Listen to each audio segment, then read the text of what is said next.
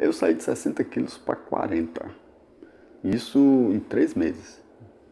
Embora isso tenha acontecido após eu ter ficado tetraplégico, para quem não sabe, eu fui vítima de um acidente e fiquei tetraplégico, mas essa história eu conto depois. Outra coisa que influenciou nisso diretamente foram as crises de ansiedade.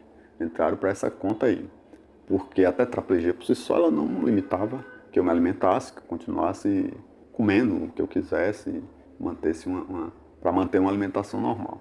Mas com a crise de ansiedade o apetite desapareceu, sumiu. E eu cheguei ao ponto de precisar ser alimentado por uma sonda, né? Uma sonda gástrica que jogava comida diretamente no estômago. Tudo bem que esse meu exemplo é um caso extremo, mas isso mostra claramente uma ligação entre transtorno de ansiedade e nossa relação com a alimentação, a relação nossa com a comida. Os transtornos alimentares, eles podem se apresentar de várias formas, em diversas circunstâncias. E os sintomas também variam, né? É uma condição de saúde que afeta diretamente a relação do indivíduo com a comida, consequentemente também com o corpo. Uma pessoa ansiosa ela pode desenvolver compulsão alimentar, ela pode passar a comer muito, ela pode adquirir sobrepeso, também pode perder muito peso, pode ficar anorexa. No meu caso, eu perdi muito peso, então eu não tinha absolutamente nenhuma vontade de comer. Existem também aquelas pessoas que comem pouco, comem fora de hora, e às vezes nem se dão conta disso, né? E isso pode se tornar um hábito, comer fora de hora, um hábito nocivo. Uma pessoa que desenvolve um transtorno alimentar, ela não está simplesmente comendo pão, não está comendo hambúrguer, pizza, macarrão, ela está comendo angústia, frustração, tristeza, solidão. E ingerir a comida, ingerir o alimento, é só uma maneira que ela encontrou de manejar esse sofrimento. E em algum momento na vida, essa estratégia pode até ter funcionado bem.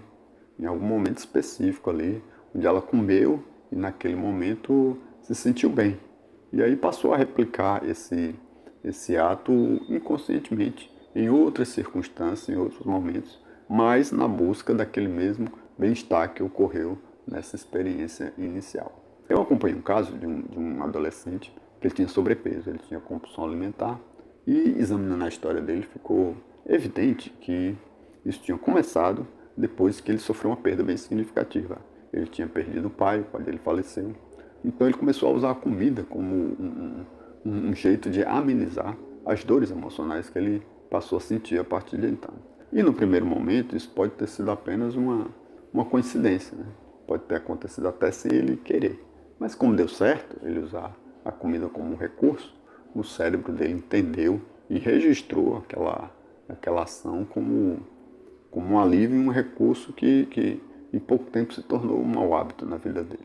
Se tiver evidente que o transtorno alimentar ele é recorrente da ansiedade, seja por um estresse pós-traumático, seja por circunstância afetiva, seja por luto, como no caso que eu citei no exemplo, o que precisa ser tratado primeiro é a ansiedade, porque ela é a porta mais acessível por onde pode entrar não só o transtorno alimentar, mas também outras práticas nocivas, como o tabagismo, né? O sujeito pode começar a fumar, alcoolismo, né? Pode começar a beber, dependência emocional, como já falamos em outros vídeos dessa série.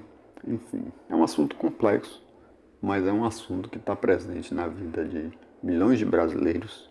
Milhões de pessoas sofrem com essa relação emocional com a alimentação desequilibrada. E não tem como explicar aqui detalhadamente e apresentar as soluções e tratamentos em alguns minutos, né, num vídeo curto. Mas para você que se identificou, para você que sentiu que precisa se aprofundar no assunto e buscar uma melhora, buscar um auxílio externo, eu quero convidar você a conhecer o programa Desacelerando a Ansiedade, que é o PDA. Lá tem instruções, lá tem ferramentas e suporte profissional. Nós iremos te passar as instruções, caminharemos com você, te auxiliando a entender a ansiedade e não mais utilizar a comida nem outros subterfúgios como uma válvula de escape para lidar com ela, para lidar com a ansiedade. Se você gostou desse episódio, continue acompanhando a nossa série Ansiedade Nossa de Cada Dia.